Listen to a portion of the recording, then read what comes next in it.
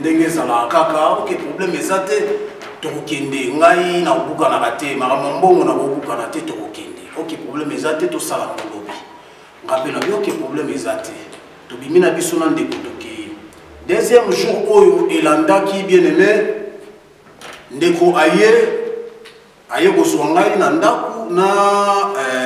petit frère na ye wana oyo azalaki na bafodola ntango aye kozwa ngai tobimi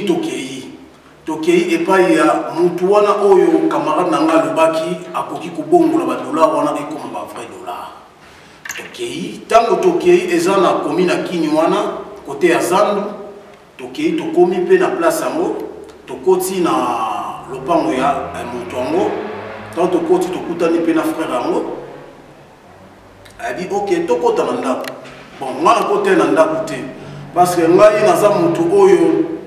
sixième sens esalaka makasi esalaka vraiment bon nga na baye bon nga na okota te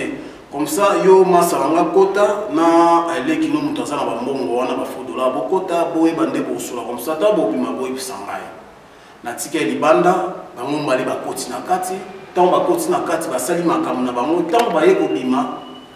camarade na nga alobi non tosololi na féticheur wana ayebisi biso il faut tokende kosala prière na cimetière. Ok, ezalaki n'est pas nganga place pour banda okende mpona oke olobi féticheur bongo nde otikalaki libanda wana papa peki obanda omona nini makambo nini obanda ekoyoka tanke balobaka ke oke deja epa ndako nganga eza deja so okei donc ndenge olongolaki makono na ndako baya kozwa deja okende kondimaki soki otikala libanda pour quelle raison? Oui, merci pour la parole maman. Ngai tokendaki ezaki epai ya féticheur ntango toke eza nango lopango oyo bato bazalaka eza lopango oyo bato bazalaka sikoyo ndeko wana asala nde temple na ye na kati ya chambre na ye okay. Nde asala temple na ye ngai tellement esprit na ngai yango bible ezoloba biso ntango na esprit na yo eza dire mpe nzoto na yo ekozala toujours makasi po esprit nde dirijaka biso donc nde natikalaki libanda wana bandeko bakotaki basali oyo esengaki basala kobima bazobima nde camarade na ngai bisinga no tokota ye na kati nganga wana alobi il faut tokende prière na cimetière nga na bi na cimetière abi oui il faut tokende na cimetière mais eza nango likambo ya grave te eza likambo moko ya grave te ye moko osala makambo nyonso nga mpe na bi ok problème eza te nde nganga wana mpe ye moko mpe ayekobima ayebisi nga mpe ah non zala calme frère Peggy ndeko Peggy zala calme tokende tosala kaka mo bato ya prière moko ya mike mike omoni diable soki alingi azwa mwana na nzambe aza na bastratégie na ye oyo parce que diable aza na gouvernement mobimba aza na bastratégie na ye oyo alukaka acorrompre po azwa yo facilement nga mpe tellement nazalaki na ngai nzambe azalaki kati na ngai me nga moko nazalaki kocomprendre na makambo mosusu me makambo mosusu nazalaki na ngai mwa flou mpo na mikotisaki vraiment te na mosala ya nzambe nde nga na bi ok problème eza te tokende naza d'accord problème eza te ok tobimi na lopango wana nde toyo kokende apesi biso rendez-vous tozonga lobi nango mais tokokende à partir ya 12 heures nga na bi ok problème eza te nde toye kobima lobi nango toye wana tokutani lisusu na ndeko wana ya féticheur tant tokute na ye abi ok problème eza te soki moyen ezali tokoki kokende lobi nango ntango toyaki wana toyaki su biso misato te tosole na baninga mosusu po ete tozalaki na baka ezalaki mpe na groupe moko oyo biso nyonso tozalaki na posa excuse tozalaki na posa tozwa mwa quelque chose tozalaki na posa mbongo tozalaki na posa mbongo c'est pour cela eza na bacamarade mosusu oyo bazalaki na bango mpe bacontribuaki na bambongo na bango ya transport po place yango oyo falaki tokende ezalaki cimetière ya Kimbanzeki po nganga alobaki selo l'esprit ndenge dirijaki ye tokende kosala prière na tombo ya motu likolo ya tombo ya motu donc ezala cimetière oyo bakunda déjà bato kala cimetière ya kala oyo fallait tokende cimetière ya Kimbanzeki Ok, problème est ça. Tende toyo ya wana ba massa musupi ba contribuer ki na ba mbongo ya ba transport. Ba pesa ki ba mbongo na bango. Nde toyo kumbama. Mais tout ça qui a propre tout ça qui ba 5 6 personnes. Nde toyo kende na sandu wana, mais bato ba kenda ke zala ki kaka ngai na Kolombongo na kama na massa na ngawana na ye moko féticheur wana. Nde to komi na zandu tozo c'est la transport ya Kimbantseke to telemi to bando c'est la transport 12 heures wana moye bima makasi moye wana banda moye wana na zo moye wana ti lelo nanu na mona moye ya bongo te na bongo ina mai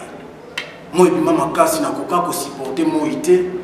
na telema pembe na magasin pembeni po moye leke makasi tant na telemi bongo na kini bango na renga na ke na se camoufler côté ya malili nde féticheur wana lobi na ngai boye mais pegi yo oleko zala na moi biso nyoso po babi okolia na motoki na yo fo motoki ebima yo ozu okimi okei pembeni ya malili pourquoi fo biso nyoso totema na moi nga pe na bité parce que tant wana nazaki pe artiste o bato bayebinga na kombo ya contre mi artiste contre mi comédien nazaki pe na babutu na nga nazobude ate ngai na kotema na bamoi te tentire ovide ngai banini on a pris maman Zena la guerrière mbote na Paris place Azali donc c'est ça de nganga féticheur wana lobi non peki yo photo za na moi ngana bité ngana kotema na moi te ngana kotema moi te tentire ok nganga féticheur wana atiki na ye ya mwana tolobaka oyo ezosamba na se ya mwana pe likolo ezomona nazaki na choix te tozeli tika ye tomati na biso wana tobandi kokende départ na biso tozokende tokomi après po ba 50 mètres po tokoma na cimetière wana biso wana tokuti barrage na car moko ya monene ekangi bisi tozokende bis moko eba osa manœuvre et tourner so moyen tourner ça qui te bis wana bazotindika yango mais ekufaki kwa bazotindika yango mais ezobouger te bazotindika biso wana ezobouger te bon na minute wana tozaki déjà envoûté féticheur wana déjà envoûtaki biso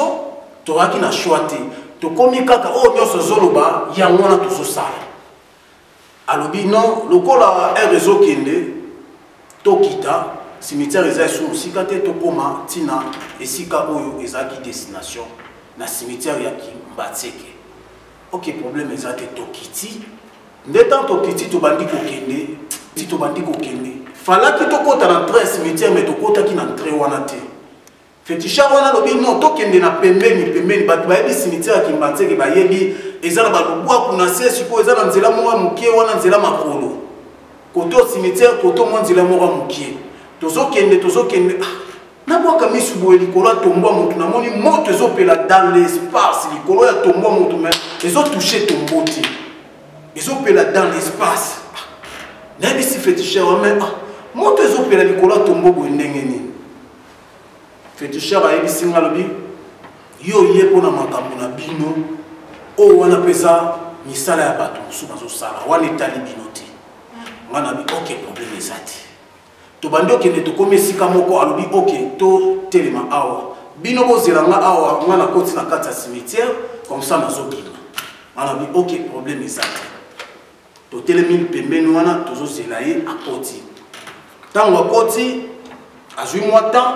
aye kobima alobi ok problème eza te nazwi déjà place oyo tokoki kosala baprière na biso mpo mbongo toza nango bafaux dollar ekoma bavrai dollar ngabi ok problème eza te tokoti avant tokota féticheur alobi na biso tozwa mabele ya cimetière tosimba tozwi mabele ya cimetière tosimbi ngai na Kolombongo po camarade na nga oyo azalaki grand frère ya Kolombongo ye atikalaki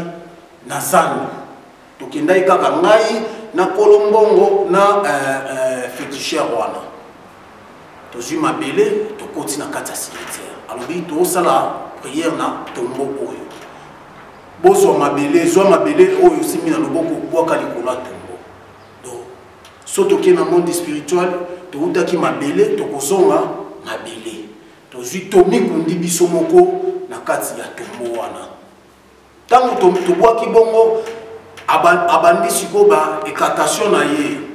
Féticheur wana likolo ya tombo ya moto akufa wana. Abandi bekatation, place biso to telemaki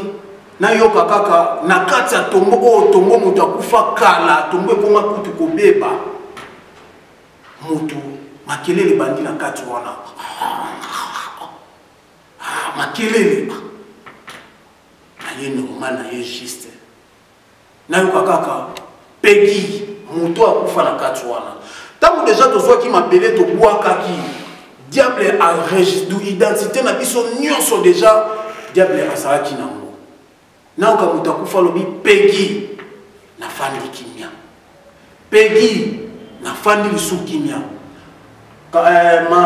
nani féticheur wana alobi ndima grand maître moto akufa ona yo kobenga lisu pour la troisième fois pegi olenga ndima grand maître na ndimi maître moto akufa ayebisi ngai pegi yo ozali teti pona nini baninga batelemaki na moi yo oboyaki kotelema na moi po bozwa transport na fandi kimia na répondre te en plus tango bozoya mutuka oyo ebaraki wana ngande tozalaki na posa bokoma na esika oyo te mais bokomi kaka na esika oyo bolongola bilamba na bino botikala ni tolongoli bilamba oyo tozalaki nango nyonso s'il vous plaît tolongola bilamba nyonso 12 heures na minute wana moi ezokontinue moi makasi place totelemaki otali likolo komona bakake ezobeta bien aimé bakake ezobeta soki otali boye musika otala mapata boye omona